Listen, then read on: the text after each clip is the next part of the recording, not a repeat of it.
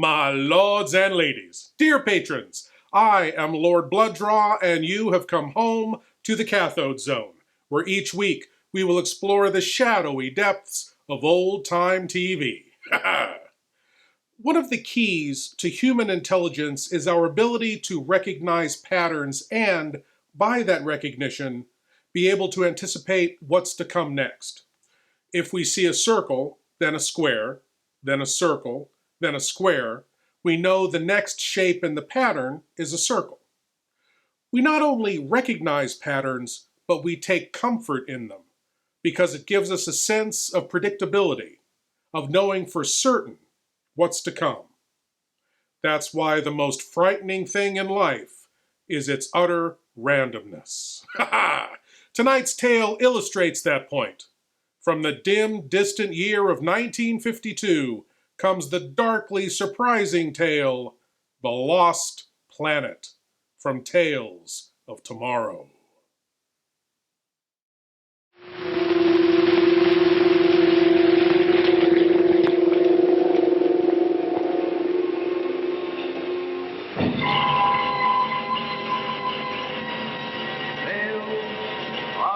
Tomorrow.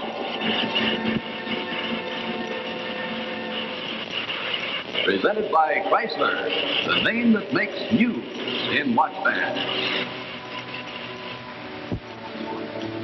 Tonight, Tales of Tomorrow brings you an electrifying experience, a tense, tingling drama from The Lost Planet. Starring William Coburn and Merle Albertson.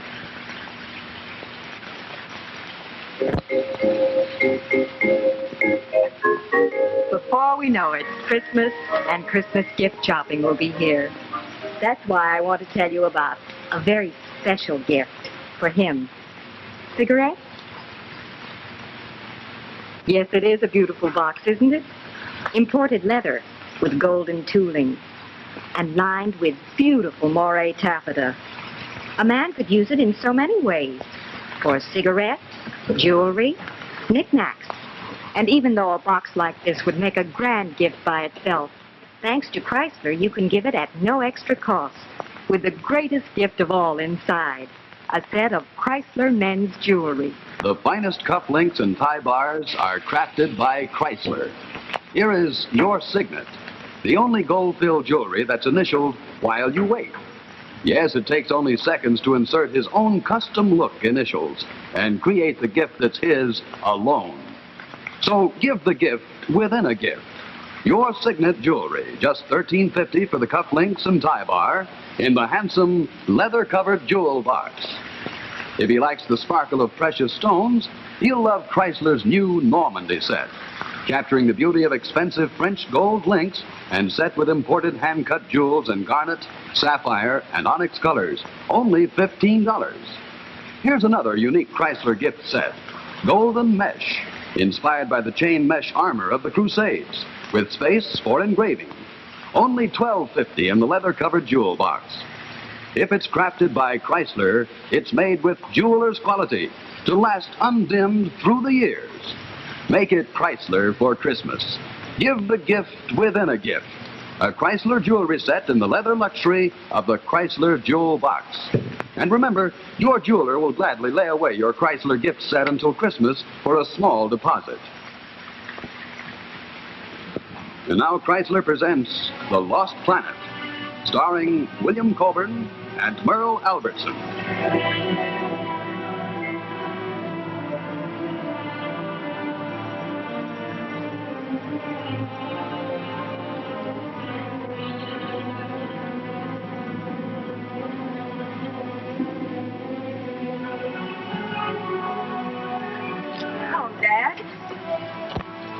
Martha, come over here and sit down. Dad, what is it? I've just completed my computations.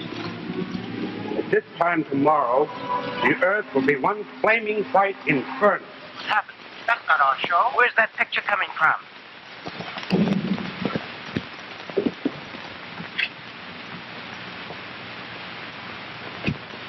Another Indian gets a dozen.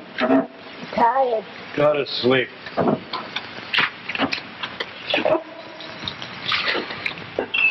do you say, Hank? Fine.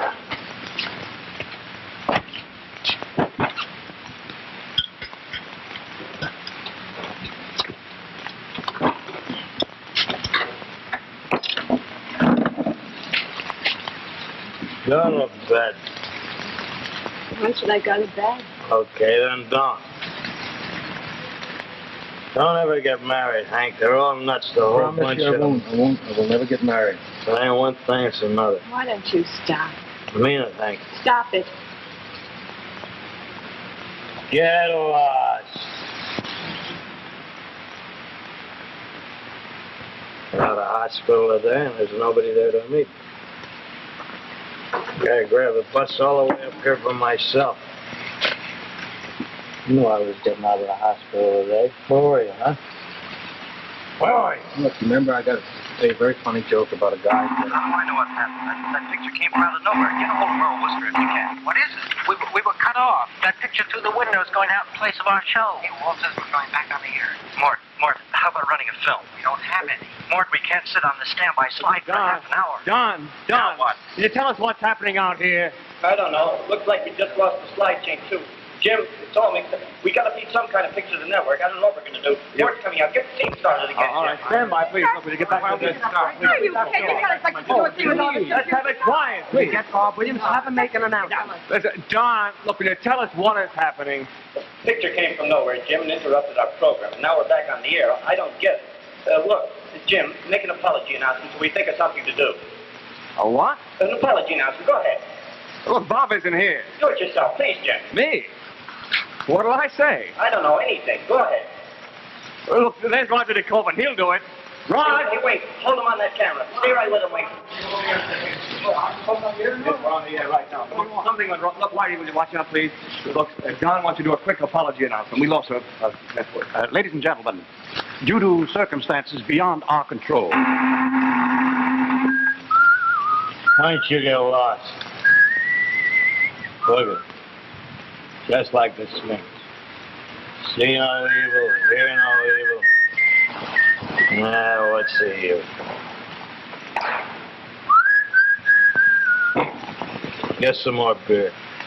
It's right behind. I said get some more beer. Do something around here for I'll get it. a change. No. She'll get it.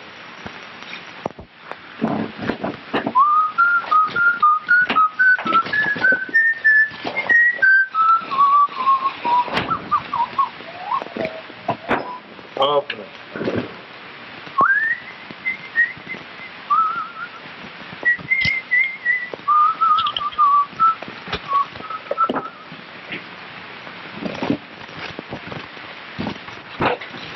Now that's the most you've done for me in 2 months. I got a letter from Dawson. Remember Dawson? Johnny Dawson? That's right. That's from me. That guy. Boy, he used to buck for rank. Yeah, sure. If it happens again. Wait, just stand around for Roger and Merle. Let me try to... One thing I can't We understand. do Look, back in the air. the pictures they come into our studio. What else could it be? Jim, you're crazy. That's impossible. So what You else? mean we've been picking up another network's picture, Jim? Well, it must be. He said it's not coming from any studio here at ABC. We'll make this apology announcement, Bill. What then? Who knows? That picture in the window keeps interfering. Interview Mr. Worcester. Keep it going. Just Roger, Wolf says we're back in the air again. You're on again. All right, let's have it quiet, please. Stand there. Ladies and gentlemen, due to the lack of time, the program we had intended presenting this evening will have to be postponed until a later date. But ladies and gentlemen, I'd like you to meet Merle Worcester, the head of our engineering department, who has just been telling us that the 2 scenes we've just witnessed at the window are definitely not emanating from any studio in this building. Nor from any other network, for that matter. The chances of one channel interfering with another channel is impossible. Well, then where, in your opinion, is it coming from, Mr. Worcester? I don't think this ghost picture is being transmitted from any studio at all. I think it's a living scene that's actually happening somewhere in this general area, perhaps in an apartment house. But how's that possible? I don't know, Raj. Maybe it's being reflected off an ionized cloud right in the middle of our wavelength, like a mirage. Right. Yes. There's a theory that every sound and action we go through is preserved in the ether in the form of electrical impulses. That's pretty theoretical, of course. Well, do you feel then that explains this? I can't explain this.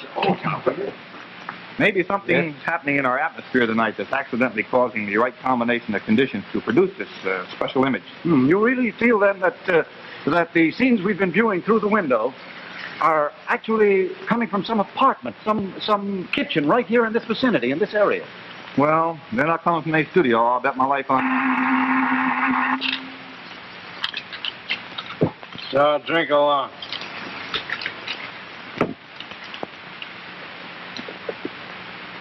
Your Highness. Her Highness, the Queen of Sheba. See no evil, hear no evil.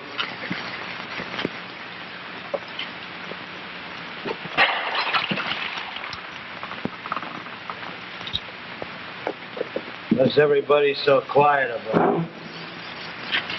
What's there to say? Anything. Recite a poem or something. Come on, recite a poem. Shut up. What did you say? I knew a poem once. It was a very interesting poem. I taught it in high school. It was, the gossips tell the story of the sparrow and the cat, the feline, thin and hungry, and the sparrow was exceedingly fat. That's all I remember, but I guess I don't know any more than the first part. I never forgot it. What's a feline? That's a cat. Hello, feline. Boy, it looks good, Phil. How did you get so sweet, sugar? Get lost. If you two people will excuse me, Your Highness.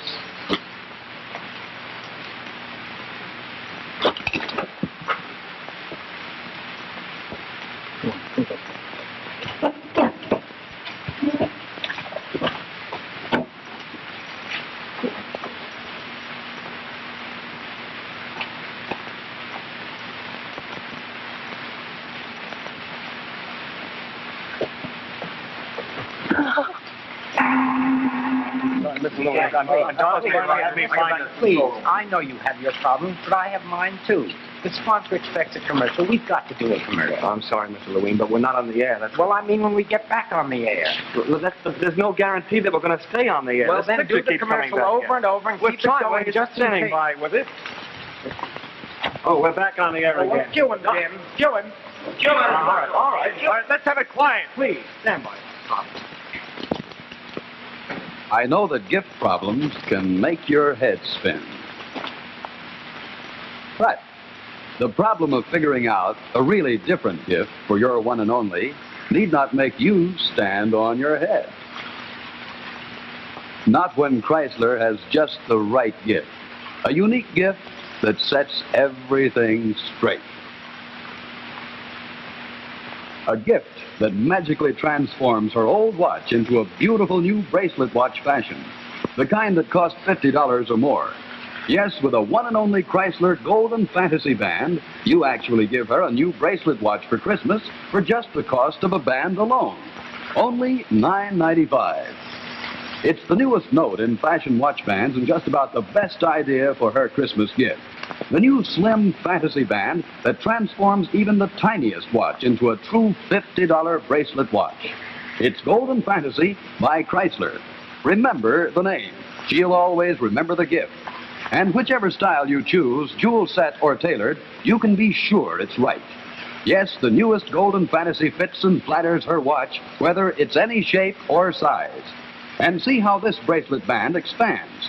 It's another Chrysler Plus. As she works around the house, she'll slip Fantasy up, out of the way. All this at a price less than many ordinary bands. Golden Fantasy is only $9.95. So give her a new bracelet watch for just the cost of the band alone. Give her Fantasy by Chrysler. You know Chrysler quality is jeweler's quality. So when you give Chrysler, you give... I love you too, Kitty. I'm scared. No, stop. Let's run away. No. Let's run away. No, stop it. I can't bear the thought. All right, stop. Look, you can't bear the thought of it. Fine. We'll wrap it up and forget the whole thing. And you can forget me, too, because I'll go someplace else. Out of town, it makes no difference. Forget it, then. I don't care. Henry, I need you. Lundy, stop it. Easy. Now, come on. Try to keep your voice low. Oh, I'm sorry. It's all right. All right, easy now. What are you afraid of? Come on. I'm afraid we'll get caught. All right, so what do you want us to do? Forget the whole thing? Give it up? Get a job? Go away someplace or We something? both get jobs. No, honey, we please, may no, we're go. not gonna We do may go. Listen to me. Come on. Shh. Listen to me what I'm going to tell you. You've got a perfect setup here. He's got an insurance policy and he's got a business on it. Why settle for less if you can get more? Think more of his money than you do of me. You mean that? I don't know. I don't care whether you know it or not. I just want to know if you mean it. That's all. Of course you don't. Of course you don't. Don't you understand, sweetie? Without money, love just goes out of windows. I didn't mean it like it sounded. I didn't mean it like it sounded. Come on.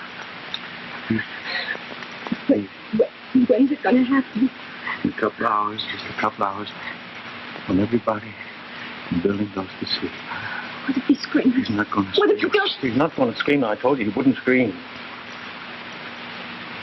He's got to fall 6 floors. 6 floors. He's going to hit the bottom so good. I see. They're planning on dumping this guy out of the window. Obviously, there's what they're talking about, man. I know. Hold it. We're back on the air again. Trying to cover every time they come back to us. We never know where. Yes, Don. He's right. We'll just have to do the best we can. Camera 2, follow Roger there, please. Follow Roger and Jim wherever they go. Meanwhile, look at that apartment. They're going to murder this drunk. You saw it, Don. Yes, I saw it. Look, if Merle is right, this is actually happening somewhere in the city. Don't you think we better do something? What can we do? What? Like what? No, I think maybe we ought to make a record of their conversation. Try to pin their location down. Should we call the police? What good is that going to do? We don't even know where they live. Well, maybe some of our viewers at home have recognized one of these people. That's a possibility. Could be. Well, should we tell them how to contact us in case one of them has recognized any of these people? For the last. I'll do it. All for the last. The Rockefellers at home. No more beer? You drink so much, pal. Go get some beer. Stores are closed. I mean, stores are closed. It ain't even 10 o'clock yet. The grocery store downstairs is open. Closed. Mickey's always closes at 9:30. Don't tell me what time he closes. 10 o'clock he I'll get it. closes. Let me get it. No.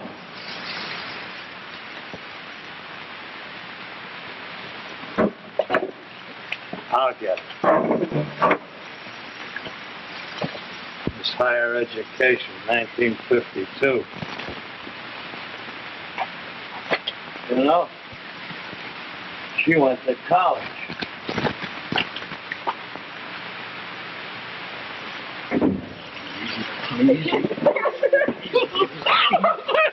That's all right. In a couple of hours, you won't have to. It's going to be all over, baby. Oh, we're back on again. Listen, Peggy, read back that last bit about the grocery store. The grocery's downstairs, and he said it's closed. Mickey always closes at 9:30. Jim. Mike, what is the name of Mickey's grocery store? Try it, please. Go over the phone. Word to try. The Red Bull. Here. Top of the grocery store. G. Keep after him, Wake. G. Here. Yeah, here we are. Grocery. Mickey's. There must be at least 30 of them. I'll have to try them all. Baby, relax, stop. What if he screams? If he screams, I'll hit him. Leave go. Come on. Suppose they find him right away. And I'm not going to find him right away. Who's going to find him right away in an alley there? No, somebody. At 1 o'clock in the morning, how can it be? Nobody's going to be there at 1 o'clock. Is that when you're going to do it? That's right. Oh. No. Come on. Look at me. Now look, tomorrow morning, somebody's going to come up here and they're going to tell you some very, very, very sad news. And then tomorrow night it's going to be all over. Who do you think will come I up? don't know who's going to come up. Probably the cops or somebody else. Cops? That's right, I mean. What's the ask me They're not gonna question? Stop it! Now, what have you got here? What have you got? Listen to me, this guy is a lush. He's a character, right?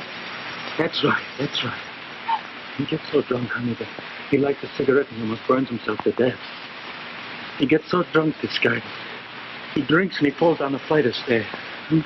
So he goes to the hospital, honey, right? But what puts him in the hospital? The guy gets so drunk that he runs in front of a bus and they have to send him away to the hospital. He's famous for it. The cops know it. The people know it. Everybody. So then what? He falls out a window. A window. Everybody expects that. Nobody asks any questions. Honey, listen to me. Listen to me. Please. Please stop worrying.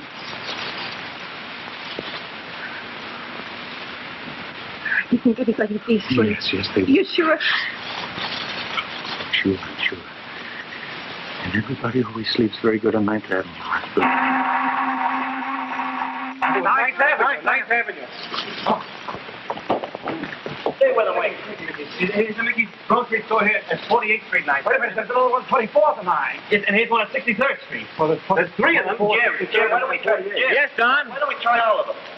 We each take a number. Good. All right, Don. Look, call Belmont at 78522. You take them on 23rd. I'm sorry. I got it. I'll take 63rd Street number.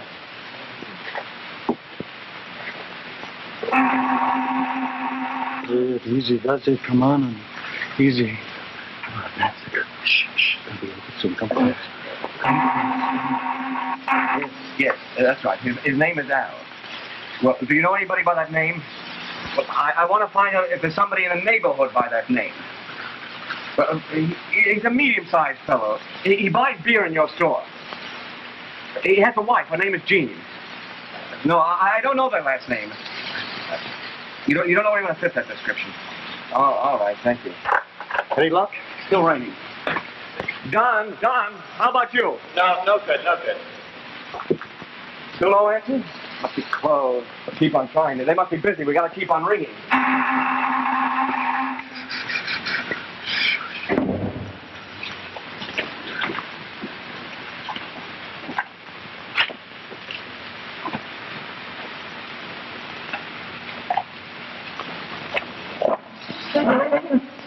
Oh, it's closed.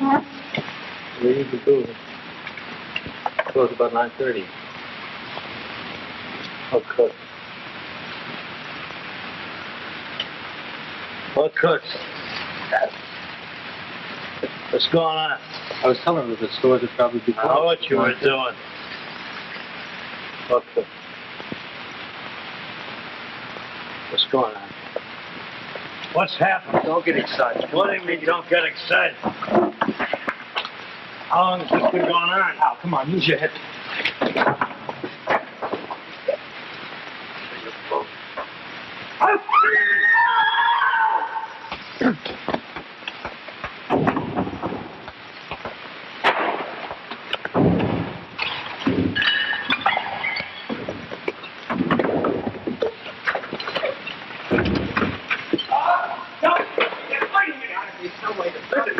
Hang up. You must have the right number. My husband said the store downstairs is closed. Let's see that. What's that? 48 tonight. I'm going to call the police. Sure. Hello, operator? Well, whoever's on this line, will you please get off? This is an emergency call. Hello, operator. Look, I'm trying to put a call through to the police. Well, whoever's on this line, get off. Jim, try Roger's phone. All right. Hello, operator.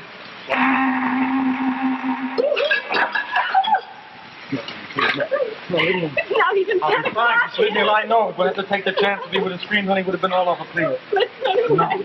Let's run away. Please, now stop it. Let's take everybody to police. Listen to me. Honey, please listen to me. Now look at me. Look, all you have to do is put a light out. That's all. A light. Shh. Now listen. Just put the light out. That's all you have to do. You don't do anything. I'll do it. I'll throw him out the window. I'll drag him up. Come on. Just put the light out. That's all. Easy does it. Go on. Just put it out. Put it out. Come on.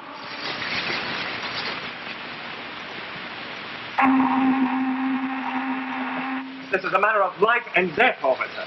I can't explain now. There's no time. Listen, in a couple of minutes, a guy is going to be pushed out of a window on 48th Street, 9th Avenue. Yes, that's right. I'm calling from a television studio on 66th Street. But look, don't come here.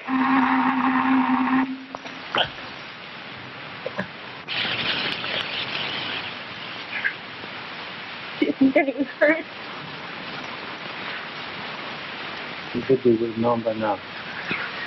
Maybe he isn't dead. Maybe he is. I'll find out when I check on the way home. You mean you'll go down? That's right, I'll go down. Do you think there's a chance? Not a chance. And listen to me. Well, then why do you have to check? I have to find out if he's dead or not. That's why. Now, come on, son. Take it easy. Take it easy. Just listen to me. Listen to what I'm going to do. Shh. All you have to do is remember. I went home. He went to bed. Right? We left him in the kitchen, and he was drinking. That's all. That's all. Come on.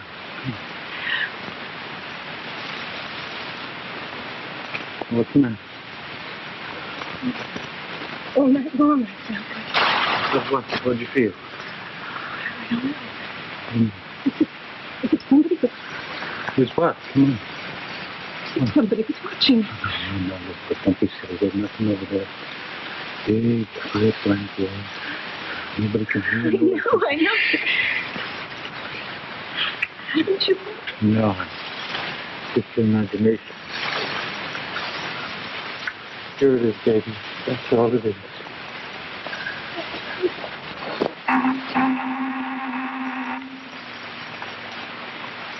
Well, it's all over now. Yes. All right, what's been going on here? Listen, officer. What's been going on here? Look, tomorrow morning, you're going to get a report that a guy accidentally fell out of a 6-story window on 48th Street, 9th Avenue. Look, when that report gets in, you can check with us. We'll have further information for you.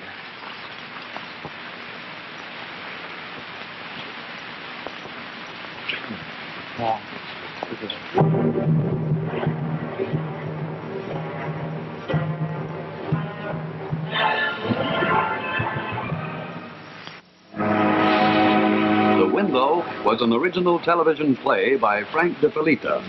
The people in the window were Rod Steiger, Frank Maxwell, and Virginia Vincent.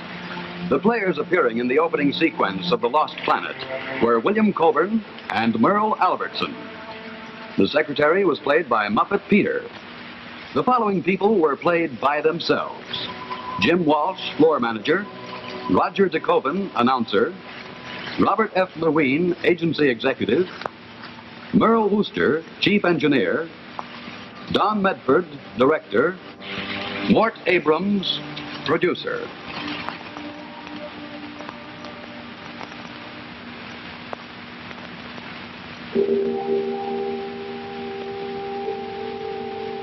The producers of Tales of Tomorrow would like to thank the technical and administrative personnel of ABC for their cooperation in helping us to present The Window.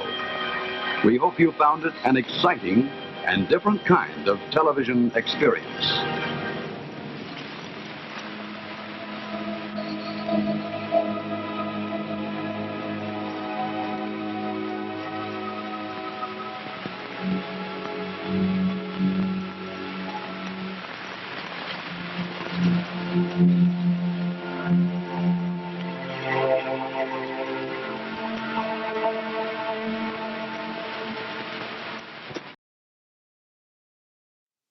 Surprise! The actual title of this episode was The Window, and it still stands as one of the most original and creative half hours in television history. In 1952, television was still quite a new thing, so a live broadcast being broken into by scenes of real life didn't quite seem as improbable as it does today. And the highly unusual and realistic look behind the scenes of a working television studio, with everyone scrambling to figure out what was going on and how to prevent a murder, added to its credibility. Local TV stations actually received calls from viewers trying to find the mystery apartment before the murder could take place. Now, as you saw, the cast in the TV studio were played by the actual production crew and announcers. Most notable among the three in The Window was actor Rod Steiger in a very early role. Among his many, many film and screen roles, he starred in the classic sci-fi film The Illustrated Man, and appeared in the 1996 Tim Burton camp flick, Mars Attacks. Well, I hope you'll join me again next week, dear patrons, as we tour the dark depths of what TV used to be. As always, I am Lord Blood-Rah saying, you're always at home in the Cathode Zone.